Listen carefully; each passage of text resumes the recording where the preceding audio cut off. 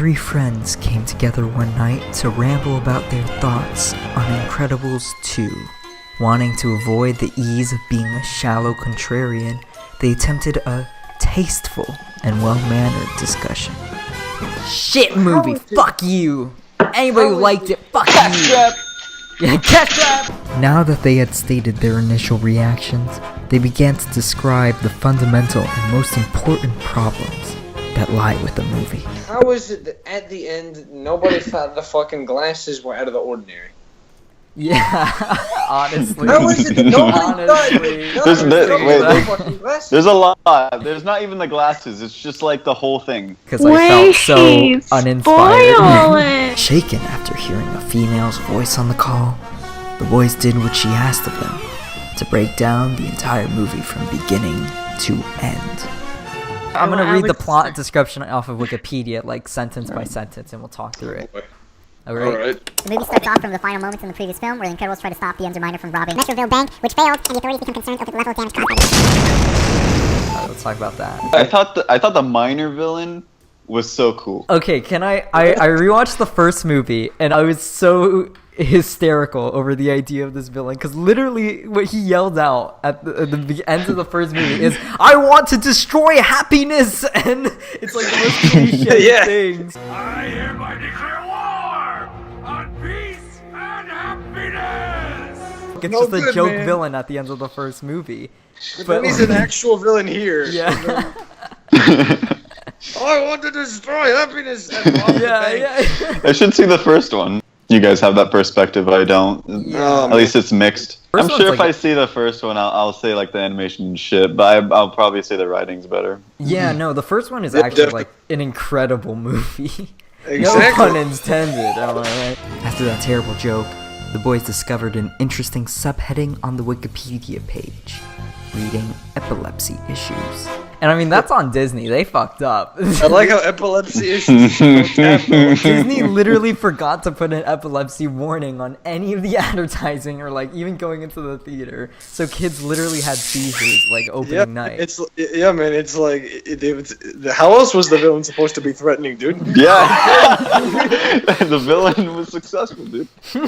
But yeah, I thought the Underminer villain was very interesting, actually. I liked how he had the suction of money things, and I thought that was a very interesting thing. And I loved it. Yeah. You know what's even goofier though is that the way he escaped. He had literally a drilling ship inside a drilling ship. That was like, whoa, dude! This guy thought of everything. Yeah, no, and then he had like the weapon, and his end was like a little like wrenchy thing, and then he had like a little stupid phrase to say with it while he was fighting Mr. Incredible. I gotta say, like the opening, I was into it. I was kind of like, yeah, this is pretty good. But then I was kind of taken away at the opening when I fucking heard Helen speak with all the in her voice, and I'm like, Helen didn't sound like that in the first. I was not bothered at all. That didn't. I wasn't bothered by it until like the motel stuff, and especially for me, it was less her. It was more Mr. Incredible. I felt him like he was old when he was doing his lines. What else is old? Something I want to bring up is the opening moment, like literally the opening shot or whatever, is the kid in the interrogation. I kind of like that. Oh yeah, I thought how he talked was very weird. it's like they stuffed all that exposition into his one, and he was talking very unnaturally. I thought it was funny. Yeah, man, that's just how children speak. You know? Also, it suffers from the same thing as like Baby Boss. I don't know if it's just how animation is, but like everything is so fast paced, it almost becomes incomprehensible because it's like mirroring the animation. But we can talk about that later. We never talked about that again. It's not as fast paced as Hotel Transylvania. Oh my god, I can't even imagine. A few Hotel Transylvania discussions later, the boys finally get back on topic. I want to bring up the first movie opening was documentary style, like interviewing the superheroes. I like the opening of the first one because it kind of really cemented in my mind, wow, these people are actually like real enough in their world. In other superhero things, I was just like, okay, the superheroes don't interact with the outside world that much, but here it's kind of like they're like in the they are celebrities. They're fucking and I feel like that's a very realistic portrayal of heroes. So the first one, like it basically does like a documentary style opening, and in this movie, I felt like it was trying to do this type of thriller thriller of Annihilation type opening or whatever. What? No. I'm exaggerating when I say that, but like you know what I mean. Like fucking I don't know what you mean. How is interrogation room opening is like such a film stereotype, and so like even with like the title sequences being fucking on black card, I was like, this is funny. I think Brad Bird like wrote those openings like way beforehand, like right after they stopped the movie, and then it just became progressively muddled because of how long they worked on it. I 100% agree. Yeah. That's exactly how it felt. When they get to the motel, it's all of a sudden it becomes self-aware that it's a sequel to the first movie, and it's just trying to replicate things. For me, the dinner table fight was like so watered down fighting of the first movie. Yeah. The first movie actually had the setup. The fighting started like 30 minutes into the movie. Here it starts like 15 minutes in. Characters are already bickering at each other. And I'm like, they bickered about this last movie. Why are we doing this again? Yeah, why are we still on this? You guys are past this. What the fuck? I was like, there needed to be a reminder of how much they bickered. But like the fact that this movie's supposed to take place like immediately after. Yeah, immediately. It's just like, didn't you guys resolve this shit already? Yeah, like, I was like, you guys just resolved this, and you're back at it. Alex, you have to understand everyone's looking at a screen at that point. Yeah, you're right. But, okay, when Dash says he wants to be excused, he runs straight for the TV. Yeah. Commentary. Well, there's commentary on the Screenslaver is a commentary on our attraction to screens and the way in which they hypnotize us and maybe what they're doing to our behavior a little.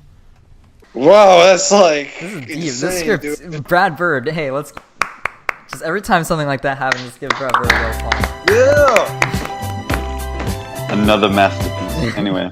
As a result, Rick Dicker informs the Parr family that his department's super relocation program is being shut down. Rick Dicker is so fucking sad. I love him. I wish he was more in this movie. I wish he had his own fucking movie. Dude. The movie was just him. And but something I want to bring up, my fucking audience was the worst audience ever. I hated it. First, when Rick Dicker's name is first mentioned in the film, literally everyone's like, his name's Dick.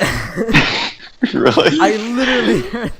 Really? Yes, I'm not exaggerating. I did think, why did they choose Rick Dickard for character? The opening short, I really liked it, but throughout the whole thing, the audience was so stupid. Okay, I'm sorry, but they were so dumb that literally after everything artistic or like metaphorical happened, they're like, what the fuck? What's going on? When the kid comes out and he's not a fucking dumpling, they're like, what? Human. Like they don't get it. How come they don't get it? It was so easy to interpret.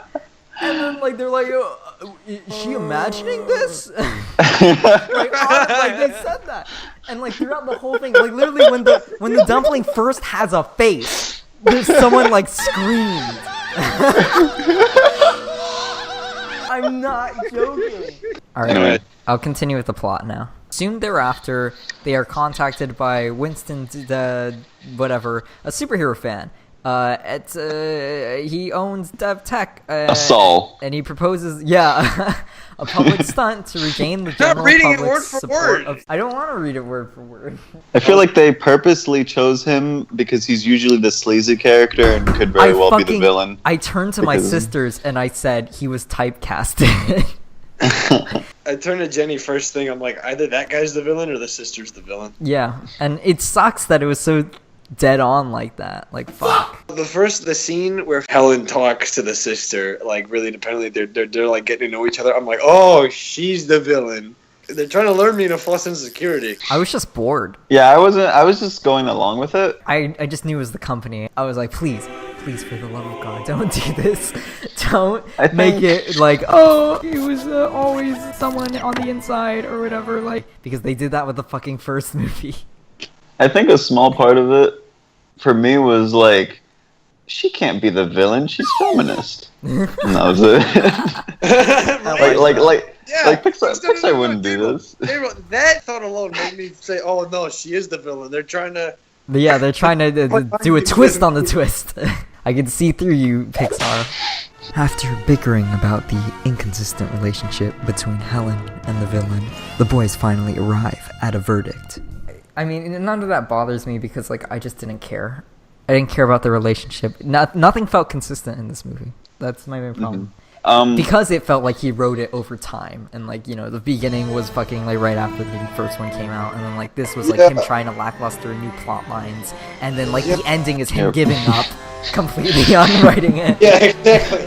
I don't think he felt that he gave up. I mean, it's just the whole pressure of it. It's like, I was just about to say that. I think it was literally Pixar putting pressure on him, having to release a sequel. They were like, people want a sequel, Brad. Come on, Brad. You gotta fucking pump out a script for us. Come on, Brad. Star Wars is failing. This is our last chance. This felt like it was muddled by brand. Like having to make sure it was an Incredibles movie instead of a sequel, like a proper story continue. Oh yeah, with YMS's review, he explains how the movie doesn't make any sense at all. The villain is purposely, like, she's helping Miss and Mr. Incredible be famous and good, but then she's like, haha! Yeah, I gotcha! It was all part of my plan to make you helping you do this. Yeah, that's why it made so much more sense, like, Even to though think it was Bob Odenkirk, because he wanted to bring back superheroes, so it made sense, he'd fable, like, a fake supervillain or whatever to make people appreciate superheroes again. Like, that's where I thought it was going, and that made sense. And then she has this, like, backstory where the parents died, and then, this is where their whole framework came from. That's the worst thing about this movie. Like, it was just straightforward. It's a big old family action film. All the heart and resonance of a movie about. The themes are there. They're not corny. They're authentic and they're true to family and what you hope for and what every child deserves. Yeah. So. Yeah. I agree with her.